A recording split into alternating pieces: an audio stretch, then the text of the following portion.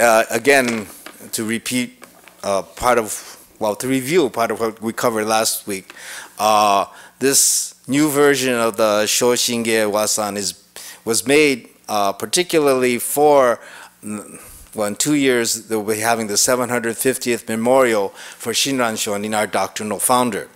And the Shoshinge was written by Shinran Shonin, and is part of his Kyogyo Shinsho, his main work explaining and developing the teachings of our teachings, our Jodo Shinshu teachings, the teaching of the Nembutsu. But they're going back and forth between calling this 750th observance, memorial service, celebration. But I think celebration is actually pretty proper, because if I were going to be remembered 750 years from now, after I died, so maybe it might be now, 750 years from now. But anyway, it's cause for celebration to be remembered and affect people enough so that you're remembered. So, but in either case, this Shoshinge was written by Shinran Shonin, and basically it capsulizes the teachings of, well, the Pure Land teaching, the Pure Land tradition, going back to Amida, the myth of Dharmakara Bodhisattva, becoming Amida Buddha, establishing the vows, going to Shakyamuni Buddha, the historical Buddha, and then the seven patriarchs, and how that teaching developed and came along. And then at the very end, it's basically an expression of his own faith and why he believes what he believes. Okay, so it's a very important text. And then and then the Wasan that were selected for this, normally we go through the Wasans every 6, and progressively, and then you're supposed to go through and then you start all over again. There are 3 volumes of Wasan, so that's, it takes a long time to go through all of them. But this time, for special reasons, especially for the 750th, they selected 6 meaningful ones, and it shows a progression. Some of you still may have picked up the handouts, with the Wasan. Some of you may still have them from last week, but it talks about, why the teachings were developed and how we can avail ourselves of that teaching. So the first one, when you read it by itself, it doesn't make much sense. This is a brief review of last time. So you can be looking at that while I go over what I just said in Japanese a little bit. So on the Wasan, when you read the first one, it doesn't make much sense.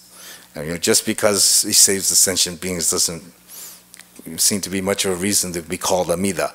But when we talk about the Buddha, the beings in the 10 directions and the 10 quarters, that bothers me. The 8 compass points and up and down.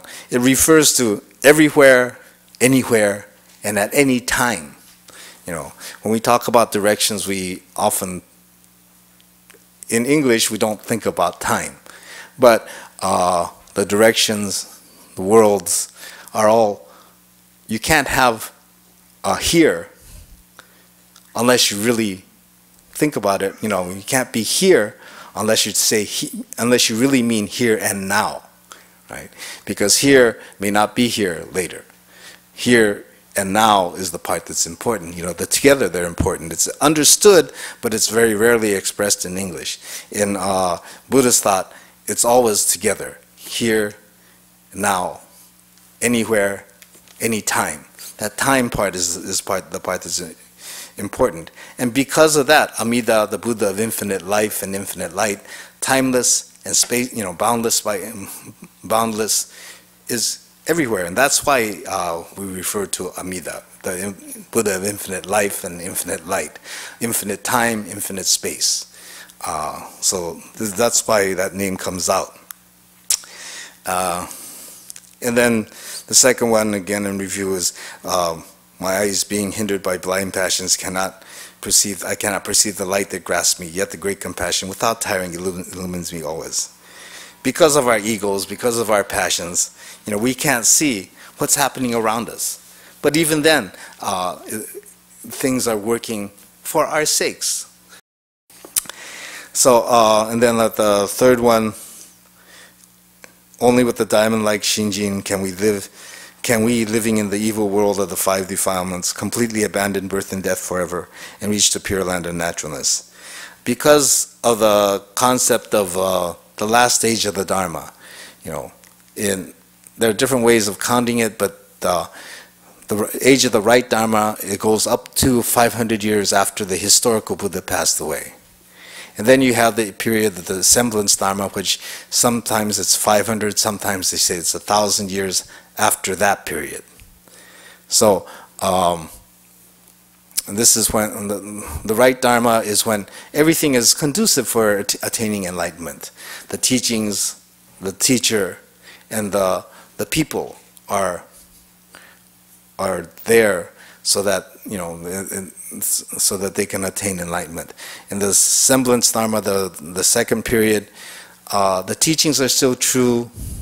But the people are starting to get a little flaky, and they can't really follow the teachings. In the last stage of the Dharma, the teachings are the only thing that's true. There's no true Buddha, there's no true teacher, there's no true people. So that attaining enlightenment is impossible. This is, again, it's either 500 years or 1,000 years after that point. So no matter which way you count, even if you take the 1,000 years one, after the historical Buddha who lived in India 2,600 years ago, we're in the age of the last age of the Dharma, or the defiled Dharma. And there's no way for us to attain enlightenment. The only hope for us in general Buddhist mythology or legends is that we wait for Maitreya, the future Buddha.